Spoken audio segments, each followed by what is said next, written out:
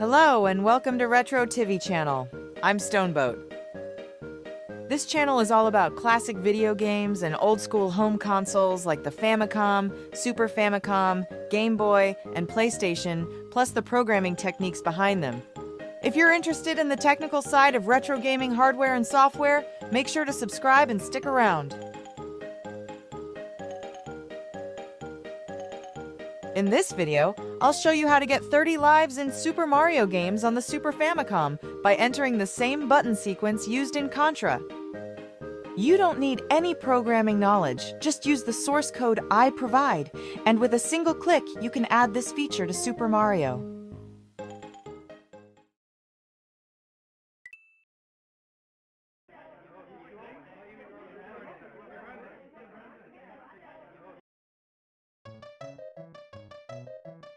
This is Super Mario Collection, known in Western markets as Super Mario All-Stars. It's a compilation that includes remake versions of 4 Super Mario games originally released by Nintendo for the family computer, aka Famicom. This remake collection was later released on the Super Famicom in 1993 to celebrate the 10th anniversary of the launch of Nintendo's first family computer console. Super Mario Collection, also known as Super Mario All-Stars, includes remake versions of 4 classic games: Super Mario Bros., Super Mario Bros. 2, Super Mario Bros. 3, and Super Mario USA. In these remakes, the graphics and sound were upgraded, but the gameplay stayed exactly the same as in the original versions on the Famicom. Nowadays, you can play this game using Super Famicom or SNES emulators on your PC or even on your phone. If you want to play on real Super Famicom or SNES hardware, you'll first need to dump the ROM from the original cartridge, copy it onto an SD card, and then run it on the console using flash cartridges like the Super EverDrive or SD2 SNES.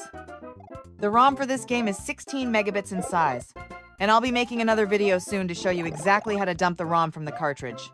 So make sure to subscribe and follow the channel so you don't miss any upcoming videos.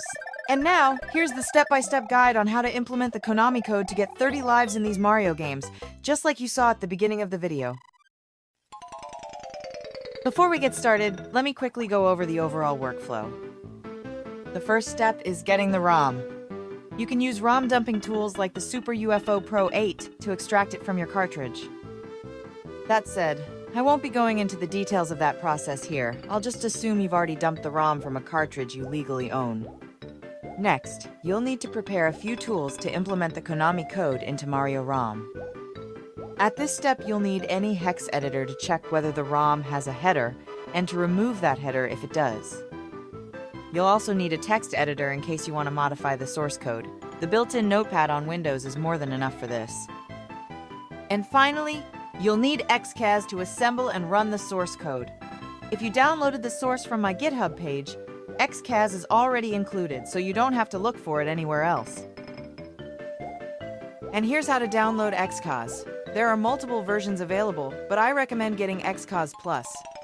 Just head over to the GitHub page shown on the screen, then click the Download Zip button in the top right corner to download it to your computer.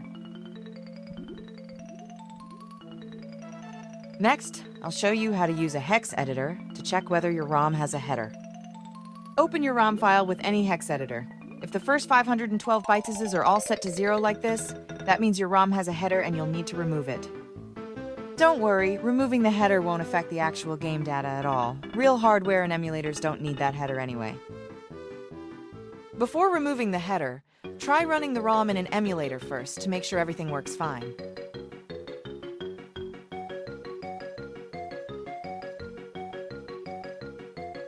Then, after deleting the 512 byte header, test the ROM again in the emulator.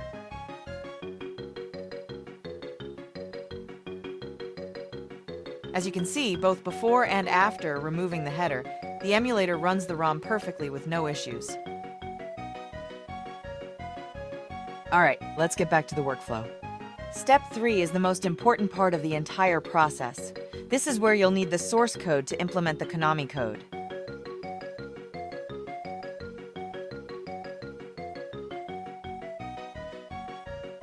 Head over to my GitHub page, go into the repository section, and download the source code from there.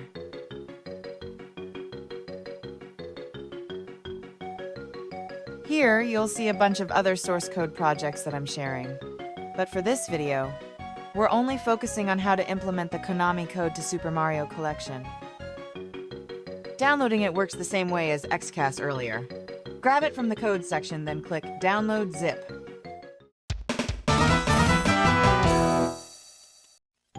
After downloading the source code in Step 3, we now move on to Step 4, the main step of the entire process.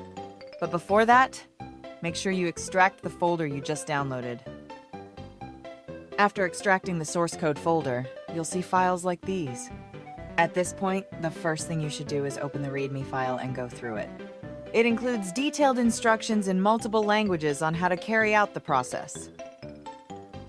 And this right here is the text files that contain the source code to implement the Konami code.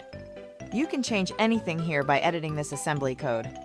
But if you don't understand what the code does, it's best not to mess with it. And this here is the batch file used to control XCAS.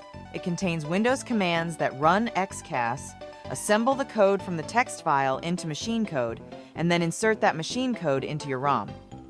And this is the unmodified Super Mario Collection ROM file. You don't have to keep this exact file name. You can rename it to whatever you like. But if you do change the name, make sure to update it accordingly inside the batch file. After placing the ROM into this folder, just double-click the batch file. A command window will pop up like this, and a copy of the untouched ROM will be created. The assembly code will then be applied to that copied file.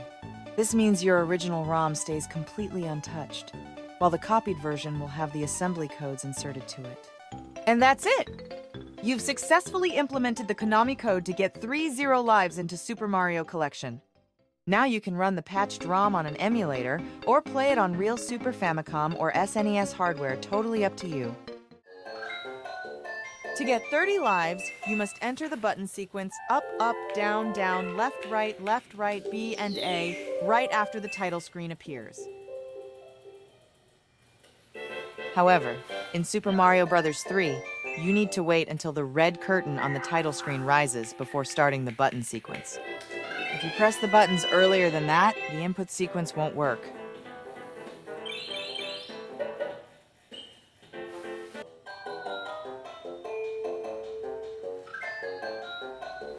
And that's it for this video. Thanks so much for watching. If you enjoyed it, don't forget to hit the like button and make sure to subscribe for more videos like this. I'm Stoneboat, a guy with an endless passion for programming retro home console, especially from Nintendo and Sony.